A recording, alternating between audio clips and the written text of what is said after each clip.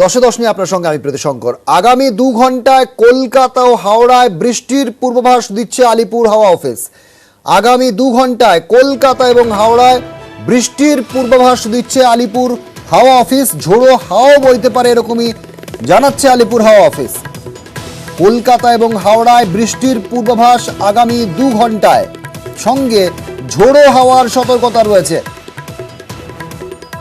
কলকাতায় 50 কিলোমিটার বেগে ঝোড়ো হাওয়ার সম্ভাবনা কথা জানাচ্ছে আলিপুর হাওয়া অফিস। বিশ্বজিৎ সাহা আমার সঙ্গে রয়েছেন। প্রতিনিধি বিশ্বজিৎ, কি বলছে আলিপুর হাওয়া অফিস? দেখো, আর 1 ঘন্টা থেকে 2 ঘন্টার মধ্যেই, কিছুক্ষণের মধ্যেই এই বজ্রবিদ্যুৎ সহ বৃষ্টি হতে পারে। কারণ ইতিমধ্যেই বেশ কিছু জেলাতে বা ঝোড়ো হাওয়া তার সঙ্গে বজ্রবিদ্যুৎ সহ বৃষ্টি শুরু হয়ে গেছে। বীরভূম, পশ্চিম বর্ধমান, পুরুলিয়া, বাঁকুড়ার একাংশে হয়েছে, নদিয়ায় হচ্ছে, এবং কিছুক্ষণের মধ্যে উত্তর 24 পরগনা শুরু হবে, এবং কলকাতা ও হাওড়া, এই 3 জেলার জন্য ইতিমধ্যে সতর্কবার্তা জারি করেছে আলিপুর আবহাওয়া দপ্তর। বজ্রবিদ্যুৎ সহ বৃষ্টি হবে, হালকা থেকে মাঝারি বৃষ্টি, এবং 50 কিলোমিটার গতিবেগে ঝোড়ো হাওয়া বইতে পারে, এমনই সতর্কতার কথা জানিয়েছে। বজ্রবিদ্যুৎ অর্থাৎ বজ্রপাতের আশঙ্কা রয়েছে, তাই সাধারণ বাসিন্দাদের এই সময়ে নিরাপদ আশ্রয়ে থাকার জন্য অনুরোধ করা হয়েছে। বজ্রবিদ্যুৎ সহ বৃষ্টি সঙ্গে ঝোড়ো হাওয়া, দমকা ঝোড়ো হাওয়া 50 কিলোমিটার গতিবেগে বইতে পারে কলকাতা এবং হাওড়াতে আগামী 1 থেকে 2 ঘন্টার মধ্যে। প্রীতিশঙ্কর, ধন্যবাদ বিশ্বজিৎ।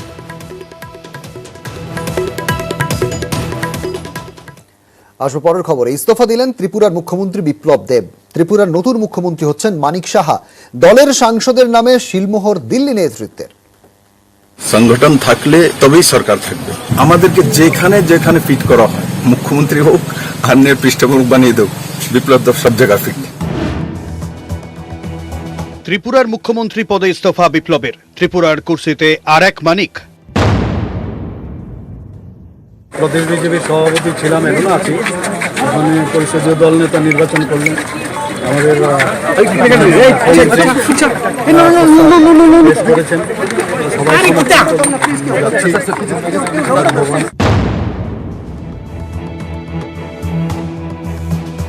2018 সালের 9 মার্চ ত্রিপুরার মুখ্যমন্ত্রী হিসেবে শপথ নিয়েছিলেন বিপ্লব দেব। প্রথমবার ত্রিপুরায় বিজেপি ক্ষমতায় আসার পরে প্রথম মুখ্যমন্ত্রী হন বিপ্লব দেব। মেয়াদ শেষের 10 মাস আগেই ব্যাটনের হাত বদল।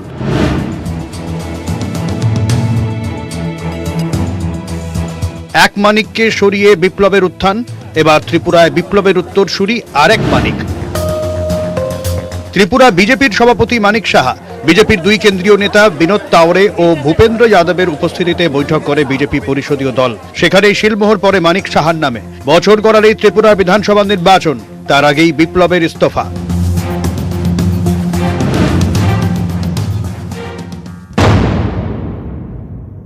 বিপ্লব দেবের ইস্তফা বিজেপির অভ্যন্তরীণ গোষ্ঠীবাজির পরিণতি, যার সঙ্গে ত্রিপুরার উন্নয়নের, ত্রিপুরার মানুষের কোনো সম্পর্ক নেই। भारतीय जनता पार्टी श्री विप्लव देव जी की पार्टी की संगठनात्मक गतिविधियों में भूमिका बढ़ाने के लिए, उनके पार्टी संगठन की गतिविधियों में उनकी सेवाओं का उपयोग करने के लिए आगे उनके मार्ग को प्रशस्त करेंगे। বিপ্লব দেবকে নিয়ে শুরু থেকেই নানান জটিলতা। বিভিন্ন ইস্যুতে সরব হয় বিরোধীরা। নানান ঘটনায় বিরোধীরা অভিযোগ তোলে প্রশাসনিক রাশ বিপ্লবের হাতে নেই। বেফাস মন্তব্যের জন্যও সমালোচিত হন বিপ্লব। ত্রিপুরায় তার জন্য দলের ভাবমূর্তিতে প্রভাব পড়ছিল বলে অভিযোগ। বিপ্লবকে নিয়ে দলীয় স্তরেও ক্ষোভ দেখা যায়। সুদীপ রায় বর্মন গোষ্ঠী অভিযোগ তোলে, যারা লড়াই করে দলকে শক্ত ভিতের ওপর দাঁড় করিয়েছে তারাই বিপ্লবের আমলে ব্রাত্য। বিভিন্ন সময় দিল্লিতে অভিযোগ জানাতে থাকে সুদীপ রায় বর্মন শিবির। এসবের মধ্যেই সুদীপ রায় বর্মনকে স্বাস্থ্যমন্ত্রীর পদ থেকে সরানো হয়, তাতে ক্ষোভ আরও বাড়ে। এরপরে একসময় এসে যায় পুরো ভোট। তৃণমূলের সুরেই কার্যত সুর মেলায় সুদীপ রায় বর্মন গোষ্ঠী। বিপ্লব জমানায় আইন শৃঙ্খলা, স্বাস্থ্য, শিল্প, কর্মসংস্থান নিয়ে প্রশ্ন উঠতে শুরু করে দলের ভেতরেই। গত বছরের মাঝামাঝি সময় সুদীপ রায় বর্মনরা ফের একবার দিল্লির দ্বারস্থ হন। সে সময় বিপ্লবেই আস্থা রাখেন দিল্লি বিজেপির নেতারা। এরপর সুদীপ রায় বর্মনরা দল ছেড়ে বেরিয়ে যান। নিচুতলার সংগঠনেও ফাটল ধরতে শুরু করে। বুথ স্তরের কর্মীরাও অভিযোগে সরব হচ্ছিলেন। তার উপর সামনের বছর বিধানসভা নির্বাচন। এই পরিস্থিতিতে বিপ্লব দেবকে মুখ করে ভোটের ময়দানে ঝাঁপানো ঠিক হবে না বলেই মনে করছে দিল্লি বিজেপি। তাই ত্রিপুরায় বিপ্লবে ইতি। মুখ্যমন্ত্রীর কুর্সিতে আর এক মানিক, মত পর্যবেক্ষকদের একাংশের। নিউজ 18 বাংলা। ত্রিপুরায় মানিক ইন, বিপ্লব আউট, আর তা নিয়ে ক্ষোভ বিজেপি বিধায়কদের একাংশের মধ্যে। পরিস্থিতি এমনই পরিষদীয় দলের বৈঠক চলাকালীন মানিক সাহার মনোনয়ন ঘিরে উত্তেজনা ছড়ায়। ত্রিপুরার নতুন মুখ্যমন্ত্রী হিসেবে মানিক সাহাকে মানতে পারেননি একাধিক বিধায়ক। নতুন মুখ্যমন্ত্রীর নাম ঘোষণা হতেই শুরু হয়ে যায় হট্টগোল। এমনকি সভাস্থলের মধ্যে চেয়ার ভাঙতেও দেখা যায় বিজেপি বিধায়ক রামপ্রসাদ পালকে।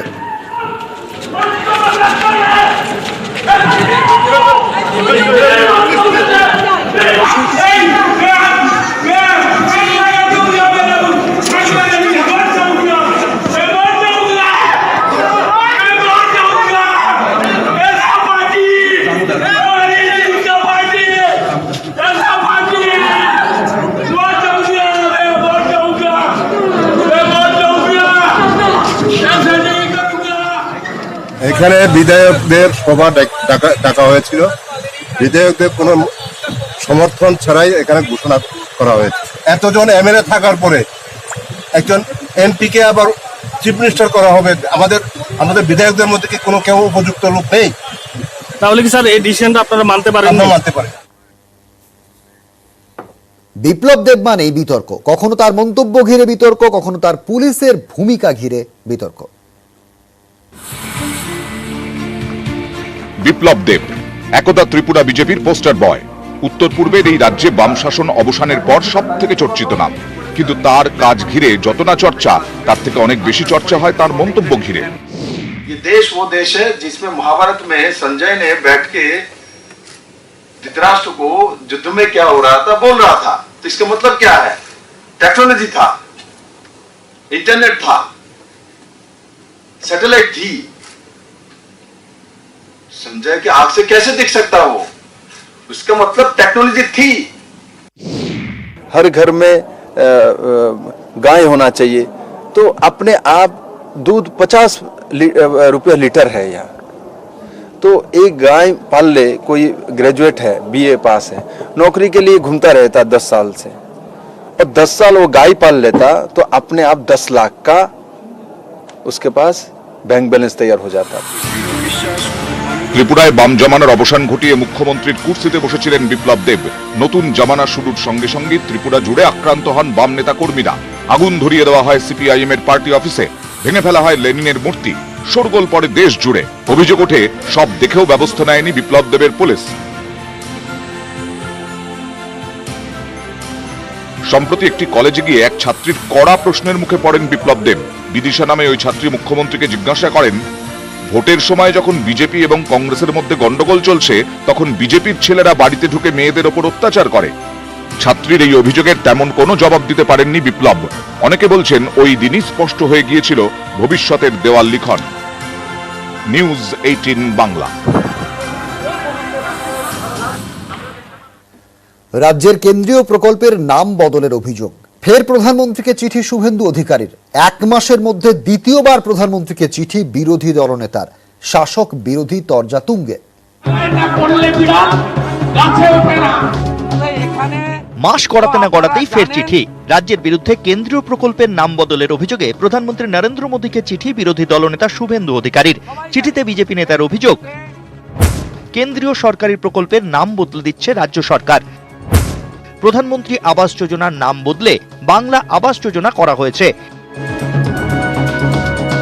কেন্দ্রীয় প্রকল্পের নাম ফের ফিরিয়ে আনার জন্য রাজ্যের ওপর চাপ বাড়ানোরও আর্জি জানিয়েছেন বিরোধী দলনেতা।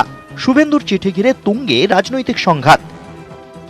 আমি সেই শুভেন্দু অধিকারীকে একটু স্মরণ করিয়ে দিই, 1985 সালে যেটা ইন্দিরা আবাস যোজনা শুরু হয়েছিল, 2015 সালে তার নাম বদলে নরেন্দ্র মোদী করেছিলেন প্রধানমন্ত্রী আবাস যোজনা। তার নিজের রাজ্য গুজরাট, যেখানে তিনি মুখ্যমন্ত্রী ছিলেন, সেখানে এই প্রজেক্টের নাম হয়েছে গুজরাট মুখ্যমন্ত্রী রুরাল আরবান হাউজিং যোজনা। শুধুমাত্র কি বাংলাকে নিয়েই গাত্র দাও, কারণ এখানে মমতা ব্যানার্জি আছে বলে? কোথায় কোন রাজ্যের নাম বদল হয়েছে? পশ্চিমবঙ্গের দিকে তাকিয়ে গুজরাটের দিকে বিষোদ্গার করছেন, গুজরাটের সঙ্গে কম্পিটিশনে চলে যাচ্ছেন। ইন্দিরা গান্ধীর যে আবাস যোজনা ছিল, সেখান থেকে বর্তমান যে অবস্থা ছিল, সেই অবস্থার মধ্যে মৌলিক অনেক পার্থক্য আছে। সুতরাং এ নিয়ে বিতর্ক হলে তার জন্য ওনার সামনে পার্লামেন্ট খোলা আছে, উনি একজন বিশিষ্ট সাংসদ, ওখানে উনি বিতর্ক করবেন। কিন্তু বস্তুতপক্ষে পশ্চিমবঙ্গের অবস্থান সম্পূর্ণ ভিন্ন। এপ্রিলেই প্রধানমন্ত্রীকে চিঠিতে এই একই অভিযোগ জানিয়েছিলেন শুভেন্দু। প্রধানমন্ত্রীকে চিঠি লিখে রাজ্যের আমলাদের বিরুদ্ধে নালিশ করেন শুভেন্দু অধিকারী। চিঠিতে সরাসরি অভিযোগ করেন উত্তর দিনাজপুরের জেলা শাসক অরবিন্দ কুমার মিনার নামে। প্রধানমন্ত্রীকে লেখা চিঠিতে বিরোধী দলনেতার অভিযোগ ছিল উত্তর দিনাজপুরের জেলা শাসকের একটি নির্দেশে 3টি কেন্দ্রীয় সরকারি প্রকল্পের নাম বদলে দেওয়া হয়েছে। 1 মাসের মধ্যেই আবারও চিঠি, ফের শাসক বিরোধী রাজনৈতিক তরজা তুঙ্গে। নিউজ 18 বাংলা। শহরে একের পর এক জায়গা থেকে উদ্ধার সোনা। গোয়েন্দাদের অনুমান কলকাতাকেই সোনা পাচারকারীরা ট্রানজিট রুট হিসেবে ব্যবহার করছে। কলকাতায় চোরায় সোনা আসছে বাংলাদেশ, মায়ানমার, দুবাই, ব্যাংকক থেকে।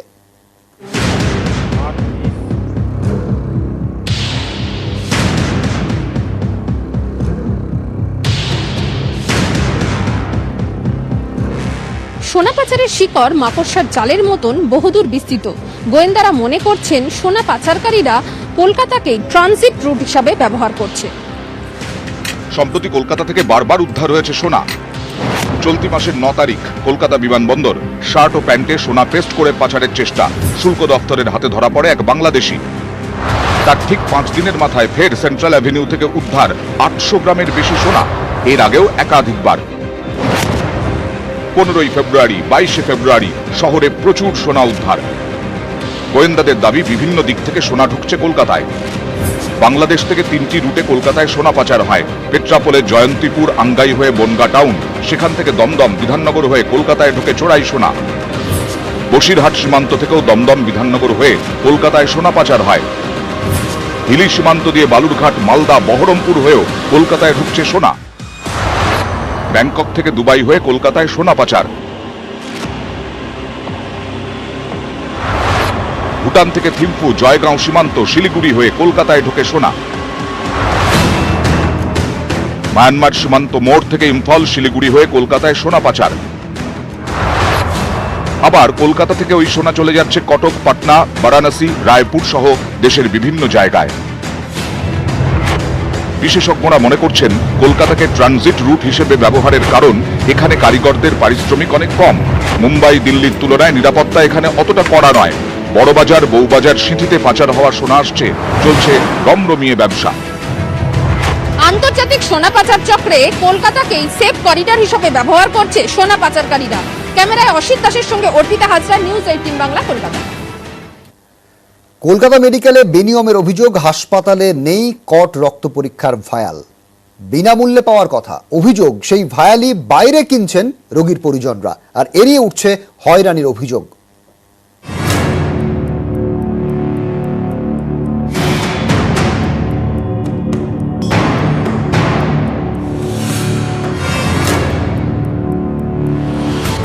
সদ্যজাতের সঙ্গে সন্তানের রক্তের মিল পরীক্ষার জন্য গুরুত্বপূর্ণ ভায়াল, কট ভায়াল। কলকাতা মেডিকেলের সেন্ট্রাল ল্যাবরেটরিতে এই ভায়াল অমিল। এ নিয়েই উঠছে বেনিয়মের অভিযোগ। বিনামূল্যের পরিষেবা। রোগী যে ওয়ার্ডে ভর্তি সেখান থেকেই ভায়াল কেনার জন্য সাদা কাগজে লিখে দেওয়া হচ্ছে। বাধ্য হয়েই বাইরে থেকে তা কিনছেন রোগীর পরিজনরা। তথ্য প্রমাণ যাতে না থাকে অভিযোগ, তার জন্য হাসপাতালে ফেরার পর সাদা কাগজ নিয়ে নেওয়া হচ্ছে। হয়রানির মুখে রোগীর পরিজনরা। সমস্যা হচ্ছে, কিন্তু এটা হসপিটালে বিনামূল্যে পাওয়া দরকার, আমরা সেটা পাচ্ছি না। তো আপনাদের কি লিখে দিচ্ছে বাইরে থেকে কিনে আনতে? কি বলে? হ্যাঁ, সেরকমই বলছে, বলে এখানে নেই, আপনারা দেখুন বাইরে দিয়ে। কট রক্ত পরীক্ষার ভায়াল কি কাজ করে? সদ্যজাতের সঙ্গে মায়ের রক্তের মিল দেখা হয়। হিমোগ্লোবিন, বিলিরুবিন পরীক্ষার জন্য গুরুত্বপূর্ণ। অভিযোগ, এই ভায়ালই বেশ কয়েকদিন ধরে বাইরে থেকে কিনতে হচ্ছে। এ বিষয়ে হাসপাতাল কর্তৃপক্ষ জানিয়েছে, গোটা বিষয়টি দ্রুত খতিয়ে দেখা হচ্ছে। এটা কোনো মতেই কাম্য নয়। এ বিষয়ে রাজ্যের স্বাস্থ্য অধিকর্তা জানিয়েছেন, কলকাতা মেডিকেলের কাছে বিষয়টি জানতে চাওয়া হচ্ছে। সম্পূর্ণ বিনামূল্যে যেখানে চিকিৎসা সরকারি হাসপাতালে এবং পরীক্ষা নিরীক্ষা সমস্ত কিছু বিনামূল্যে, সেখানে কি করে এই ভায়াল বাইরে থেকে কিনতে বলা হচ্ছে? মেডিকেল কলেজ কর্তৃপক্ষ জানিয়েছে এটা অনভিপ্রেত ঘটনা এবং এই ভায়াল কোনো মতেই বাইরে থেকে কেনার কথা নয় এবং তারা দ্রুত গোটা বিষয়টা খতিয়ে দেখছে। অন্যদিকে রাজ্য স্বাস্থ্য দপ্তর যেটা জানিয়েছে যে তারা গোটা বিষয়টা মেডিকেল কলেজ কর্তৃপক্ষ থেকে জানতে চেয়েছে। ক্যামেরায় রাজীব সঙ্গে অভিজিৎ চন্দ, নিউজ 18 বাংলা, কলকাতা। প্রস্তুতি শেষ, রেলওয়ে সেফটির ছাড়পত্র এসে গিয়েছে। শিয়ালদা থেকে কবে চালু হবে মেট্রো, অনিশ্চিত মেট্রোর কর্তারায়। সিদ্ধান্ত রেল বোর্ডের ওপরেই ছাড়লেন জিএম।